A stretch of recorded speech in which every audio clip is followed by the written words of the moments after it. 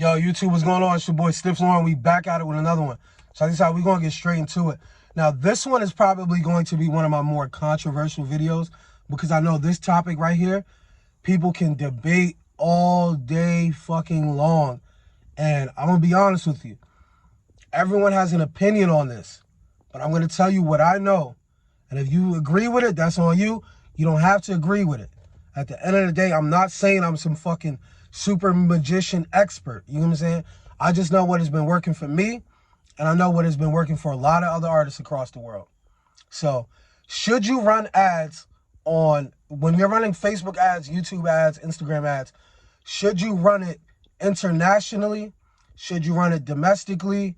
Should you run it locally? What would I suggest when it comes to running YouTube ads, Facebook ads, Instagram, Twitter, Snapchat, whatever ads you're running? Now listen, every artist has their own objective. You get what I'm saying? Every artist has their own goals. Every artist sets their own standards. If you're someone that wants to be, think about it, there's billions of people across the world, right? If you're someone that wants to be known in your local city and you just want to be the popular guy and you want to go to Target and motherfuckers recognize you in Target in your local town and salute you for shit like that, by all means, run local ads. If you don't want to be known across the world in this big ass internet, you don't want people listening to your music in Paris, France, and Europe and all types of different countries and continents and shit like that. You just want to be a local guy. Run your local ads. This is the most simple way that I could break it down to you. Based on what type of artist you're trying to become will determine where you're going to run your ads. If you want to stay local, you run local. This is the most simple way I can describe this shit. If you want to be a global artist and you want to be touring across the world on some rush shit and you want to be in fucking Yugoslavia, Saudi Arabia, or all over the fucking world selling out packed out venues, you need to run global ads. I know a lot of y'all are going to disagree with me. A lot of y'all are going to be like, yo, what the fuck is he talking about? If you're trying to be the biggest artist in the world, you need to start planting your seeds in these other countries. This is a huge world, bro. If you're thinking about, yo, one day I want to be able to go to a show in Japan and fucking pack it out and have all these Japanese people singing my shit word for word and they can barely speak English, you have to start planting these seeds now.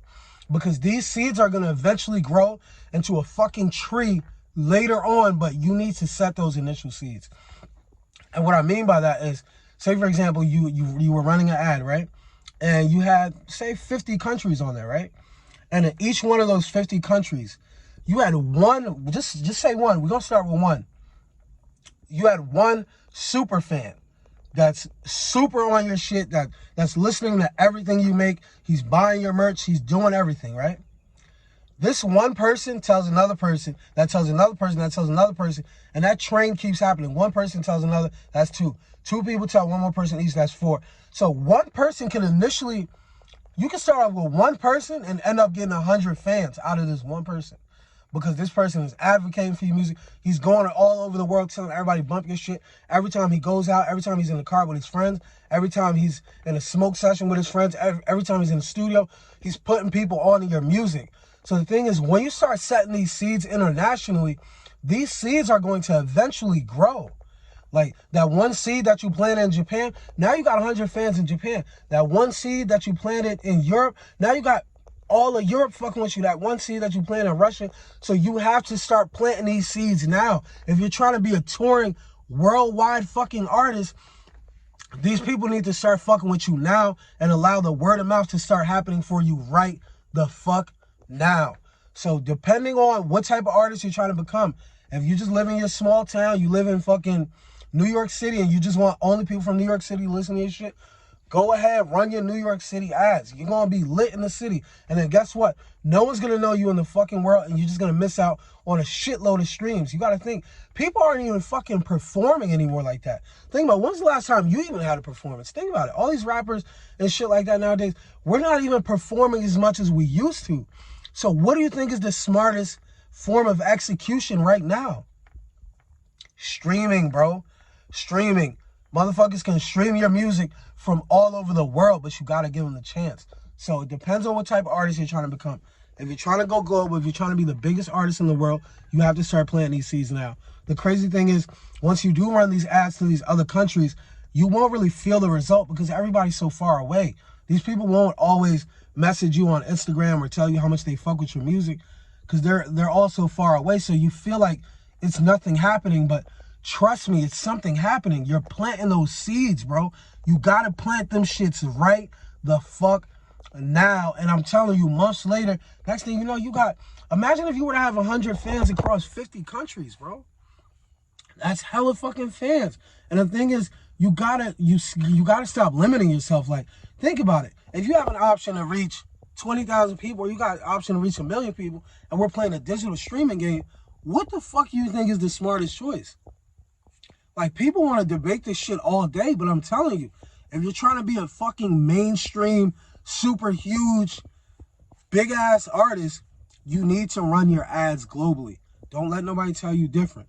If you don't know how to run ads, shoot me a message, shoot me a DM on a gram, shoot me a message somewhere. I'll find you, I'll reach out to you, and we can set up some sort of ad campaign.